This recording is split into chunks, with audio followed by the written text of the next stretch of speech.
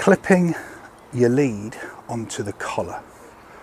Collar always stays on the dog, it has to, because it's a legal requirement, it's got its identification, and if anything happens to it, a member of public can contact you or contact whoever.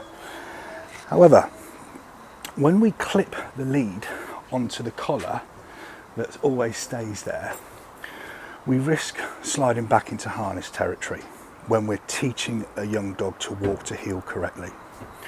What do I mean by that? Harness territory. So the collar that never gets taken off slides back down the neck, and then we're on chest, we're on shoulders, we're on centre of body mass. We've got the prime strength area that the dog can continue to pull us down the street. So leave the collar on because you need it on there, but don't clip your lead onto the collar. Okay, what we want to do is we want to change this up, and we want him to flick into I know I've got to walk nicely mode.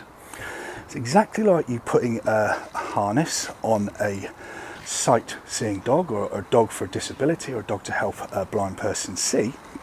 Exactly the same as you put a coat or a fluorescent jacket or some form of harness on a custom spaniel that's buzzing around all the conveyor belts. That then flicks the dog into their job mode. So put the coat on the blind dog, or put the harness on the blind dog, not the blind dog, the dog to help the blind person, and it goes, oh right, yes, I know exactly what I need to do here. All right, so we've got triggers in placing an item onto a dog, which then flicks it into doing its job. Kind of exactly the same thing here, where you've got a slip lead, not interfering with the collar that's always on the dog. We're slipping the lead over the head, and we're putting the toggle of the lead in close to the centre of the ears as we possibly can. The reason why we do that is we're not restricting anything to do with the neck, we're not putting any pressure on anything to do with anything that's soft or squidgy that could make the dog uncomfortable. We are controlling the head. So the lead is as far up the neck as can possibly be, so we've got maximum control. And as you can see, he's not used to having a slip lead on, hence why he pulls like a train. So come on in, Blue, good lad. So what we're doing is we're using a different tool to help us. We're using a different tool to test us up correctly. The old analogy, oh, a bad workman blames his tools, rubbish.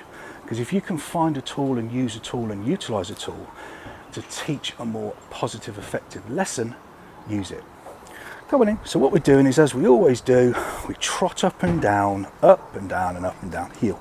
However, in this case, we're using pressure to teach him right from wrong. So if he was to pull forward, I would stand still and the line would go tight. Yeah?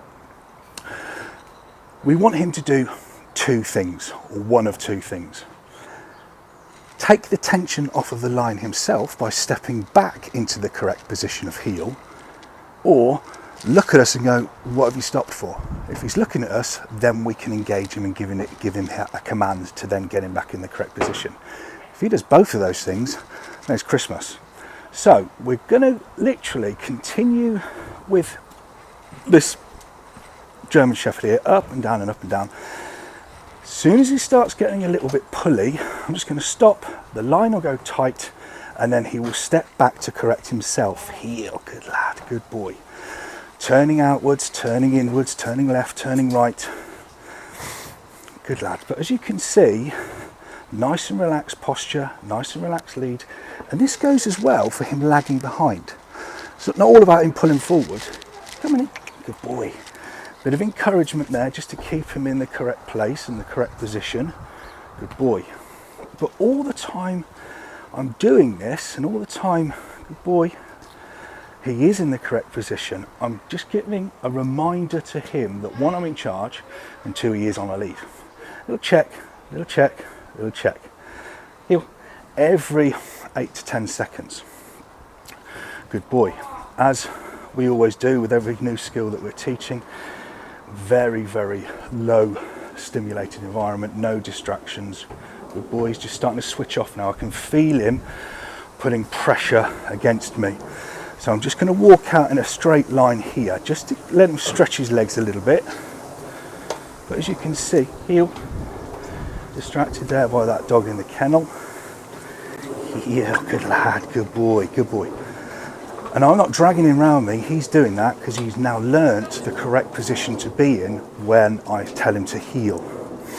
Good boy. Lag him back, good boy, up you come, good boy. And the line goes loose, good lad. Good boy, big old dog, big strong dog, so we're using our knees to manipulate him round where we want him to go. And when we want to go the other way, give him something to look at. Look, good lad, good boy. Good boy, good boy, good boy. Good lad. So, if you're teaching your dog to walk to heel effectively, use a completely different lead to what you would do if you just clipped on the harness or clipped on the collar. Leave the collar on, but use a different tool. And in this case, it's going to be a slip lead.